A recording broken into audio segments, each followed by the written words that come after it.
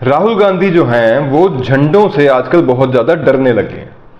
जो पार्टी के फ्लैग्स होते हैं, जो पार्टी अपने प्रोग्रामों में हाथ में पकड़ के कार्यकर्ताओं को भेजती है, कार्यकर्ता उनके झंडे पकड़ के चलते हैं, लेकिन उससे राहुल गांधी आजकल बहुत ज़्यादा घबरा रहे हैं।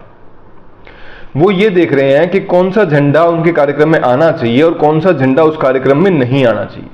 किस प्रकार से झंडों से पोलराइजेशन किया जा सकता है, तुष्टीकरण किया जा सकता है, इसका बहुत ही लाइव उदाहरण बन चुके हैं आज के टाइम में राहुल गांधी और उनकी कांग्रेस। तो साथियों, आज की वीडियो में हम इसी के ऊपर डिटेल चर्चा करेंगे कि तुष्टीकरण कैसे किया जाता है झंडों के द्वारा। तो वीडियो को अंत तक देखिएगा।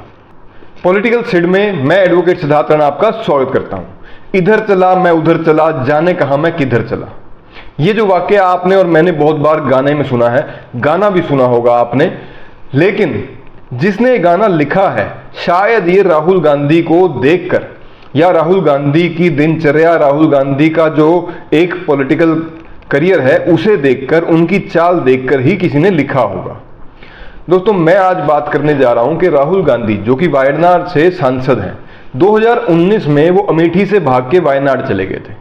अमेठी में उन्हें डर सता रहा था स्मृति ईरानी जी का। तो उनको लगा कि भाई पूरे इंडिया में जो एक सेफ सीट है वो उनके लिए वायनाड है, और वो वायनाड सेफ सीट थी भी। वायनाड से वो चुनाव लड़े, चुनाव जीते, एक केक वॉक की तरह वो पार्लियामेंट पहुंच गए। अब 2024 आते आते ऐसा क्या बदल गया कि उन्हें वायनाड में भी डर लगने लग गया। मैं बिल्कुल आपको उदाहरण देकर समझाऊंगा कि वायनाड में भी उनको किस प्रकार से डर लग रहा है, कैसे वो घबराए पड़े कि वो चुनाव जीत पाएंगे या फिर उन्हें वापस अमेठी का रुख करना पड़ेगा। बहुत ज्यादा संभावना बनी हुई है कि राहुल गांधी जो हैं अब अमेठी, वायनाड का जैसे ही चुनाव होगा, दूसरे चरण में वायनाड का 26 अप्रैल को चुनाव हो जाएगा। जब तक आप और मैं आप ये वीडियो देख रहे होंगे उस टाइम वहां पे वोटिंग चल रही होगी, और उसके बाद बहुत ज्यादा प्रोबेबिलिटी बनी हुई है कि अमेठी की तरफ राहुल गांधी रुख करेंगे। तो आपके मन में एक सवाल होगा, भाई यही अगर उन्हें रुख करना था तो ये पहले क्यों नहीं करा, ये अब तक इंतजार क्यों कर रहे हैं? तो इसे कहते हैं राजनीतिक सूझबूझ। वैसे तो कांग्रेस पार्टी में नहीं है, लेकिन जहां बात तुष्टीकरण की आती है, जहां बात पोलराइजेशन की आती है, तो इनकी सूझबूझ बाकियों से बहुत ज्यादा ऊपर चली जाती है। वायनाड में अगर लोगों को यह लग जाता अगर कि भाई अमेठी में भी इन्होंने पर्चा भरा है, तो वायनाड के लोग जो हैं वो शायद इनसे नाराज हो जाते कि भाई अगर ये जीतेंगे तो वायनाड छोड़कर अमेठी वापस ना चले जाएं, जो इनकी पारंपरिक सीट रही है, पारिवारिक सीट रही है। इसी करके इन्होंने अब तक अपना अमेठी वाला पर्चा नहीं भरा। ऐसी संभावनाएं बनाई जा रही, संभावनाएं हैं, अटकलें हैं, अपनी अपनी समझ के हिसाब से हम और आप चर्चा करते हैं।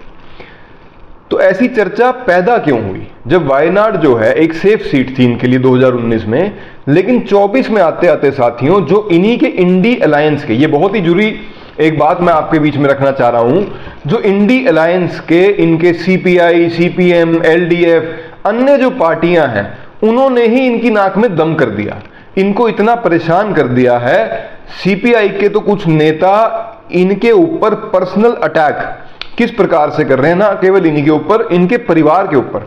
इंदिरा गांधी जी तक भी वो पहुंच गए। इमरजेंसी का जिक्र जो है वो वहां पे भारतीय जनता पार्टी नहीं कर रही, वो वहां पे सीपीएम के जो कैंडिडेट हैं वो कर रहे हैं, सीपीआई के जो कैंडिडेट हैं वो कर रहे हैं। ऐसे ऐसे वाक्य, ऐसे ऐसे पर्सनल अटैक, और कहने को वो लोग इनके साथ गठबंधन में हैं, इंडी अलायंस में हैं। दोस्तों, ये पहली बार हो रहा है पूरे भारत में आज तक कि जो अलायंस पार्टनर्स हैं वो एक दूसरे के ऊपर इस प्रकार से कटाक्ष कर रहे हो, और फिर भी पब्लिकली बेशर्मी से ये कहने में चूकते नहीं कि नहीं, हमारा तो अलायंस चल रहा है। ऐसा कैसे हो सकता है भाई, एक ही परिवार में आप रह रहे हो और एक दूसरे को पब्लिकली सरेआम जलील भी कर रहे हो, बेइज्जती भी कर रहे हो। तो वापस घूम के उसी बात पे आते हैं कि राहुल गांधी को झंडों से क्यों डर लग रहा है। भाई झंडे कहां से सारे वाक्य के इतने, आप ये कह लो, सेंटर पॉइंट बन गए हैं। दोस्तों, मैं आपको लेके चलता हूं 2019 में जब राहुल गांधी ने नॉमिनेशन फाइल किया था। हम सब ने वो नज़ारा देखा था। वो नॉमिनेशन ऐसा लग रहा था, वो इंडियन यूनियन मुस्लिम लीग जो है, उनके झंडे वहां पे इस प्रकार से लग रहे थे कि वो भारत कम पाकिस्तान ज्यादा लग रहा था। तो ऐसी एक नॉमिनेशन उन्होंने 2019 में करी थी। वहीं अब 2024 आते आते उसका नुकसान राहुल गांधी ने ये देखा, भाई पार्टी को इसका नुकसान पूरे भारत में झेलना पड़ा था। तो अब 2024 आते आते जब नॉमिनेशन भरने राहुल गांधी गए तो वहां पे ना तो मुस्लिम लीग वाले झंडे दिखाई दिए और ना ही कांग्रेस के झंडे दिखाई दिए। अब यह भी बड़ी सरप्राइजिंग बात है कि जो नेता, जिस पार्टी का सर्वोच्च नेता जिसे कह लीजिए, कर्ता धर्ता कह लीजिए, वो अपनी ही पार्टी का झंडा उठाने से कैसे घबरा सकता है, कितना मन में डर है।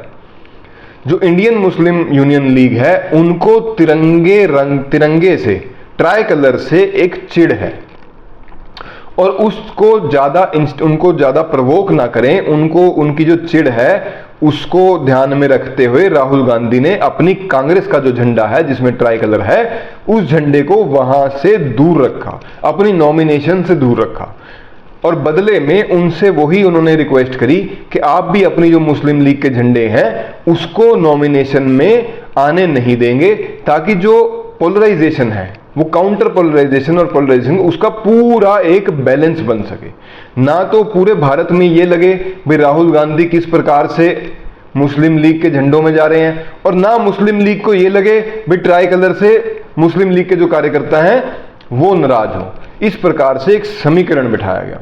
दोस्तों, एक सीट जीतने के लिए कैसे ये नेता अपने सारी आइडियोलॉजी से, सारी अपनी वंशवाद, परिवारवाद, अपना राष्ट्रवाद तो खैर इनमें बचा ही नहीं है, जो भी है उससे कैसे कन्नी काट देते हैं अपने पर्सनल लालच के लिए, दिल्ली पहुंचने के लिए, सांसद बनने के लिए और संसद में बैठने के लिए।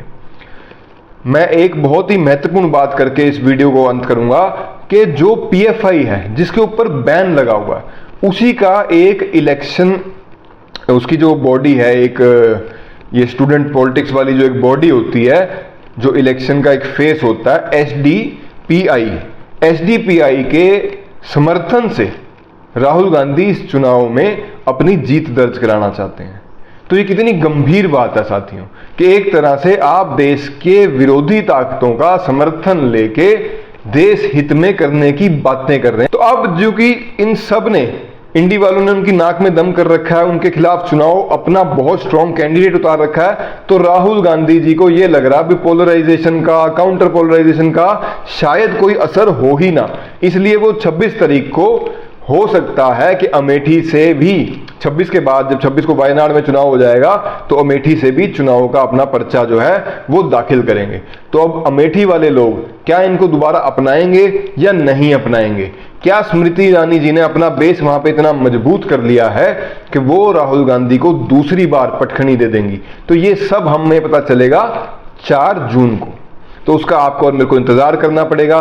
तब तक के लिए आप चैनल को शेयर करें, सब्सक्राइब करें, लाइक जरूर करें, और जो भी मेरे साथी इस चैनल से नए जुड़े हैं, साथियों आपसे एक रिक्वेस्ट है भाई की तरह हाथ जोड़ के कि ये जो चैनल है इस पे आपको राष्ट्रवाद से संबंधित, राजनीति से संबंधित इसी प्रकार की वीडियोस मिलेंगी।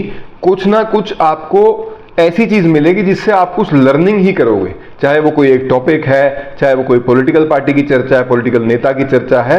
तो मेरा अनुरोध आपसे यही है कि चैनल को सब्सक्राइब जरूर करें और कमेंट करके अपने राय भी रखें कि किस राय पे मुझे वीडियो आपके बीच में लेके आनी चाहिए। तो आपका बहुत बहुत धन्यवाद। भारत माता की जय, वंदे मातरम, जय हिंद।